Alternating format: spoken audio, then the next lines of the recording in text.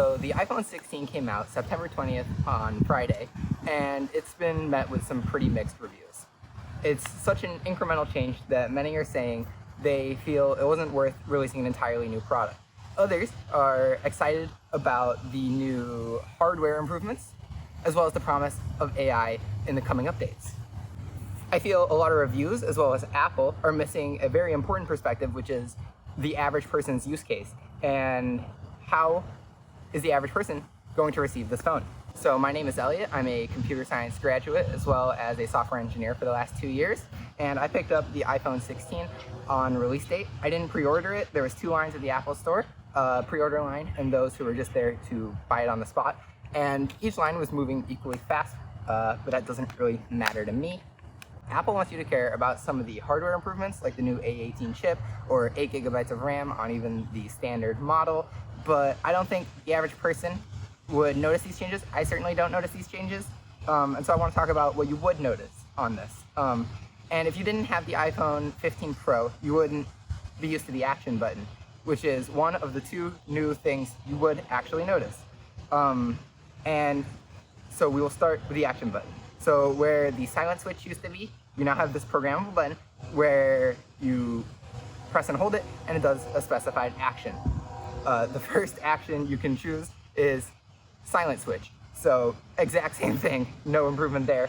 But you can also do like do not disturb or accessibility features, like changing it to be increased contrast or invert colors. You can do flashlight, or you can set it up to use a shortcut, which is basically just opening an app of your choosing. But to toggle between these different features, you have to go into your settings app and choose that it can only do one feature at a time.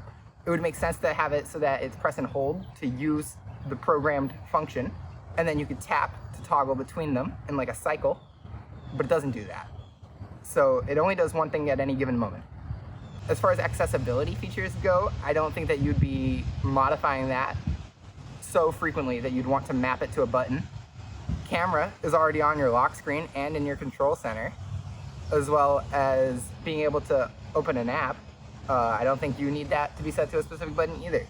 So I guess the only thing it would be used for is silent mode, which is what it already did. The next new button is the camera button, and it's good. I like it. I got used to pressing it to open up my camera pretty much immediately. That's like how I get to the camera now. But the way that they tell you to do that is a little confusing. So in your settings, there is press 1 time to get to camera or press 2 times to get to camera. But what it actually means is when it's on press 1 time to get to camera, you have to press it 2 times within 5 seconds. But if it's on press 2 times to get to camera, you have to press it 2 times immediately. So one has a buffer window, one doesn't. But either way, you press it 2 times. Misleading. I think it would get people to misunderstand the purpose of the button because they think it's not working because they press it and it doesn't take them to the camera because they have to press it twice and they don't know that. And I think that they would think it's not working and then they wouldn't use it. So I think those are the 2 main things you would notice just by using the phone, not what you're told you should notice. But over to what you're told you should notice is the improved camera, improved processing power, computational power, and the improved battery. And those things are good. I think the battery is great. I used to have an 11. I never got a battery replacement on it, so it was pretty bad battery health. And it's been crazy to switch to this one because I'll go to bed sometimes and it still has over 50% charge. I don't even plug it in. I get to use it the next day without a problem. It doesn't even die on me. So it's crazy to go more than 1 day without charging my phone. I've never had that before, and it's nice. And then bigger screen size. I used to not have the Plus, but now I have the Plus. So for me, that was an upgrade, and I like that. It feels like you gain the most from it when you're using the keyboard in portrait mode, because now everything just feels like it has enough room to breathe, whereas before it was kind of all cramped together. And then the camera. It has the ability to do 4K videos, and it has cinematic mode, which allows for like customizable depth of field, as well as image stability. And I think it works really good, looks really good. I had a lot of fun with it, just filming my cat and then airplaying the video onto my 4K TV. It was fun just messing around with technology like that, which is something I haven't done in a while, just using advancements in technology just to see what it's like, just to have fun with it. But those 3 changes have been very incremental, and so I wouldn't say that they justify the purchase of a $1,000 device. I want to talk about the marketing now. I feel like Apple marketed this as the first phone built from the ground up for AI, and the new Siri animation is a big part of the marketing, all that, and none of that's in the phone. And I knew that when I went to go buy it, so I was not disappointed because I understood what I was buying. But somebody that is more of a casual consumer, I'm sure, would be misled by that and then feel disappointed that it doesn't have the promised features. I think it's a very scummy move of Apple to do it. I think they are plenty rich. They don't need to do that, and it was just greed. They're pushing AI too soon. AI is not as capable as people want you to believe it is. It's really just good at summarization, extraction, and it's getting good at generation as well.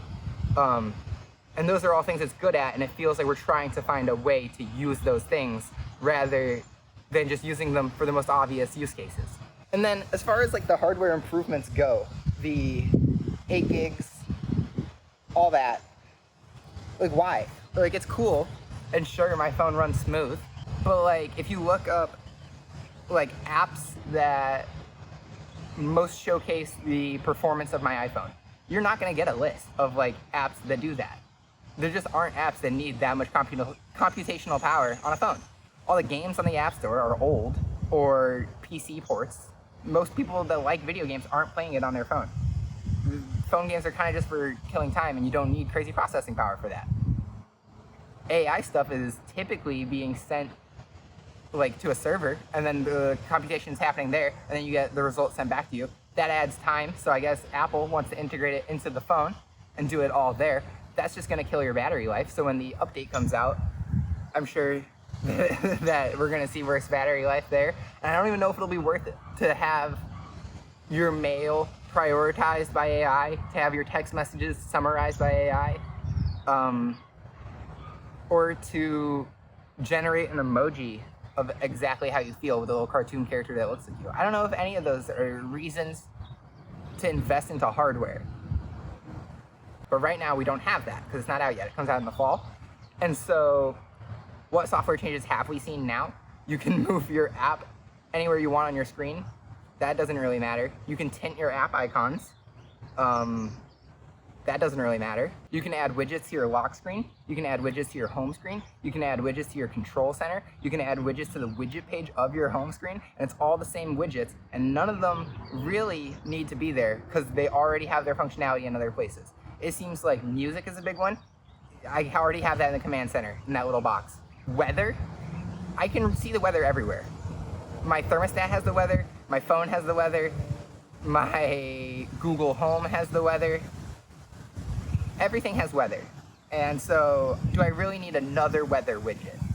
All the widgets kind of just seem like the same functionality that's already on the phone, but now you can see it or use it in a different spot, and it doesn't really seem like a new feature. That seems like you just put the same feature somewhere else and they're calling it a new thing. The text effects are new. It like lets the message text jiggle and stuff, or like slam or explode, and that's very fun. I do like that. I think it lets you add like tone or personality into what would have just been written words, and that's a good thing. But in conclusion, do I feel like the average person should buy this phone? No. I think Marcus Brownlee said that if you have like an iPhone 13 or earlier, that maybe the upgrade would be worth it. Even then, I don't think so. I think my iPhone 11 got the job done, but I have like quality of life things now. I like having a better camera because I'm getting into like making videos. I like having a longer battery life because it's just convenient. I like the bigger screen because it's just more enjoyable. But do you need these things? No. Are they worth $1,000? Also no. But it does allow you to have future proofing for your phone, which is nice because now you know you won't have to buy one for a little bit. But what are we future proofing for? Because for a while there, phones would get better every single year and they'd have more features and they would actually add something to the experience. But now I feel like we are so set in how our phone plays a role in our day-to-day life we understand that Jobs has to do. It's an alarm clock, a calculator, it's a social network. It also allows you to check in on work, check in on friends, all that stuff. And there's not really gonna be many new things like that. And if we already have the processing power for those things, why does it need to keep getting better? Is the AI features that we're getting worth the impact it'll have on our bank accounts as well as the environment to produce all this new hardware? I don't think so. And I don't think that the old way of looking at a phone, that you're getting improvements each year, I don't think that that's going to keep happening either. If Apple was working on the next iPhone and they didn't have enough features to warrant releasing a new phone, do you think they wouldn't release a new phone? No. Under capitalism, you are expected to have continuous growth, continuous profits, continuous improvement. And I think looking at the iPhone, you can see that happening on a smaller scale, that eventually it does slow down. And that's just the natural course. And so I think we need to reevaluate our expectations and our relationships with our phones moving forward.